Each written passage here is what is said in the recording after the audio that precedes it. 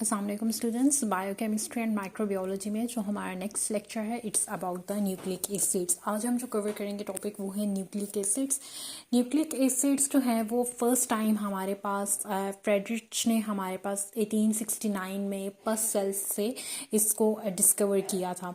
इसने इसको न्यूक्लियन का नेम दे दिया था और बाद में इसको न्यूक्लिक एसिड क्यों कह दिया गया था, क्योंकि इसके अंदर कुछ एसिडिक प्रॉपर्टीज़ हैं, तो that's why we called it as the nucleic acid.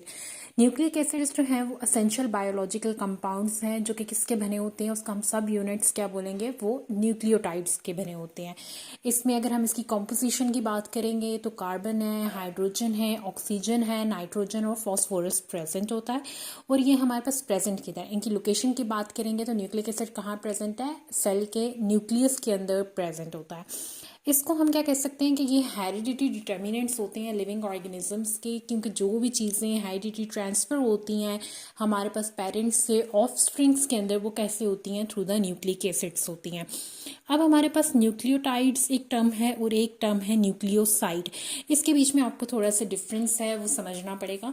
Nucleotides जो हैं हम कहेंगे कि these are the building blocks compounds of the nucleic acid. इसके 3 पार्ट्स आ जाते हैं, ठीक है ना। न्यूक्लियोसाइड्स के हमारे पास एक आ जाता है, यहाँ पे इसका फॉस्फेट ग्रुप होता है, ठीक है ना। फिर इसकी 5 कार्बन हमारे पास इसके अंदर शुगर आ रही होती है, ठीक है। और दूसरी साइड पे हमारे पास इसके बाद नाइट्रोजीनियस बेस अटैच होता है।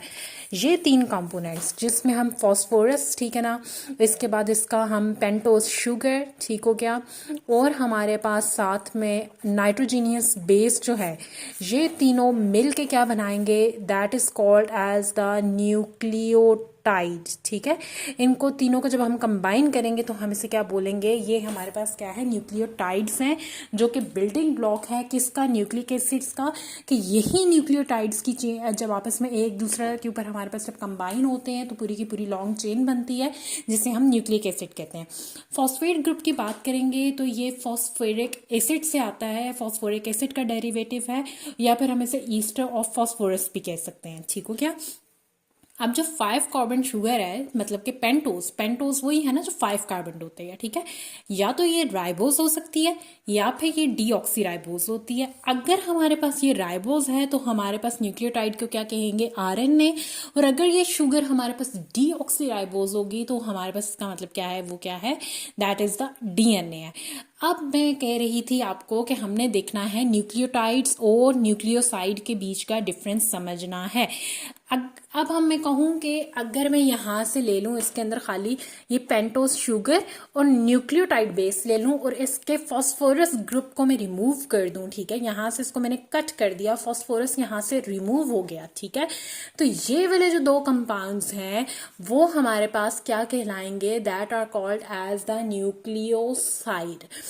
न्यूक्लियोटाइड क्या है कि जब हमारे पास तीनों compounds phosphate group, pentose sugar और न्यूक्लियोटाइड बेस हमारे पास आएगा तो that is called as the nucleotide.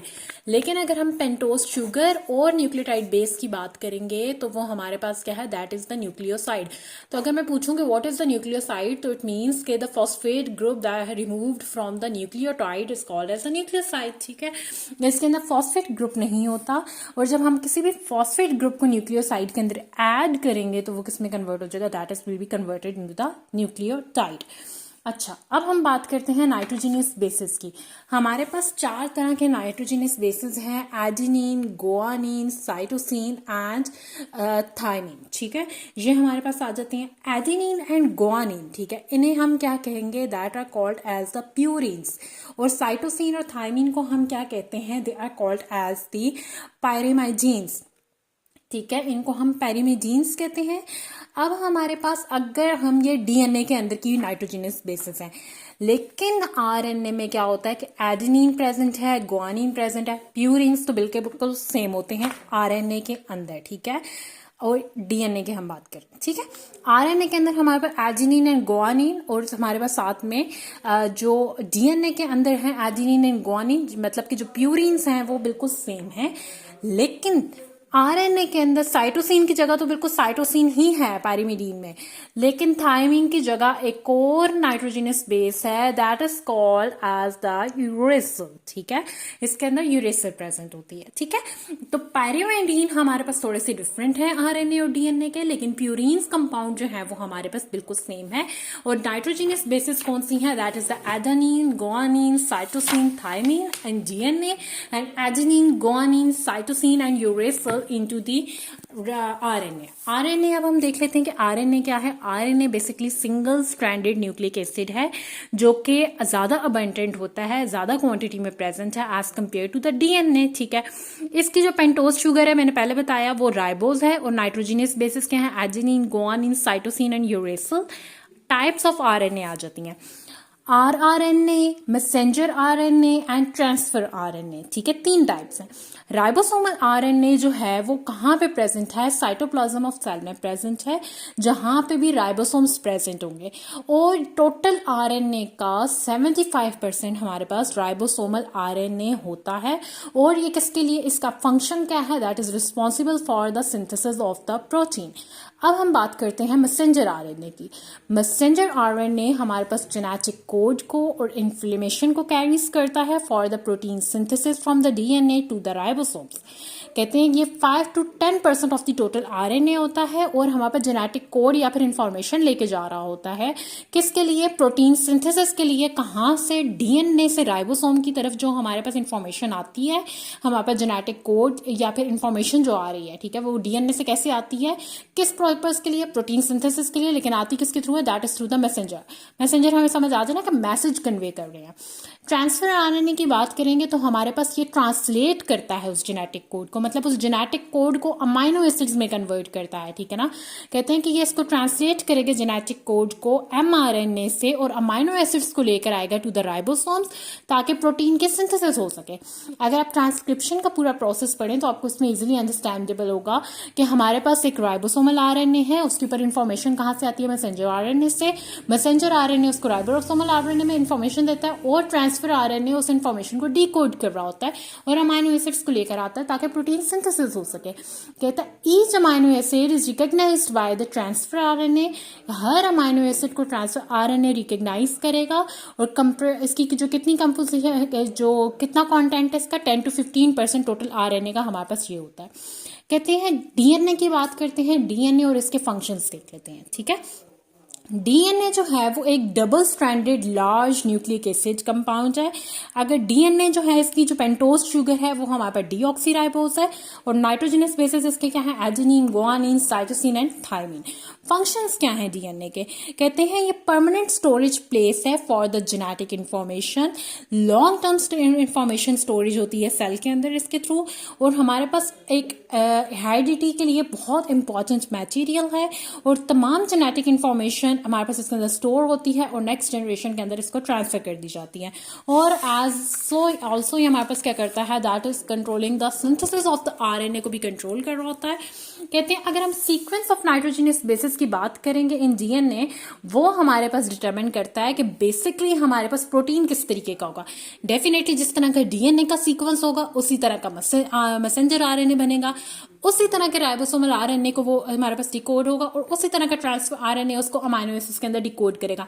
तो जब हम उसको ट्री बैक करेंगे तो डेफिनेटली प्रोटीन कहाँ से इंफॉर्मेशन ले रहा है, ये प्रोटीन बनना है ये कहाँ से पता चला, वो हमें उस पर्टिकुलर DNA से पता चला। प्रोटीन को पहले कहाँ से, ट्रांसफर RNA से, ट्रांसफर RNA से पीछे गए तो राइबोसोमल RNA, राइबोसोमल से पीछे गए तो मैसेंजर RNA, और मैसेंजर RNA कहाँ से बन रहा है, DNA से। तो मतलब कि DNA ही बताता है कि प्रोटीन किस तरह का होगा।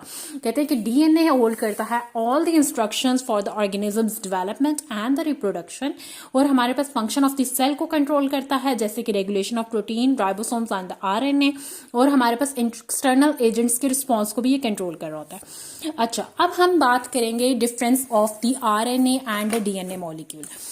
अब हमने क्या कहा, RNA और हम DNA के बीच के अगर हम डिफरेंस की बात करते हैं, ठीक है, तो RNA की सबसे पहले हम शुगर की बात कर लेते हैं। ठीक है। इसके अंदर हमारे पास कौन सी है, that is the ribose sugar होती है, और इसके अंदर क्या होती है, that is the deoxy ribose sugar होती है। ठीक है। नाइट्रोजीनियस बेसिस की बात करेंगे तो इसमें एडेनिन, गुआनिन, साइटोसिन और हमारे पास आ जाती है कौन सी, दैट इज द यूरेसिल आ जाती है। और इसकी बात करेंगे तो एडेनिन, गुआनिन, साइटोसिन और हमारे पास आ जाती है थायमिन।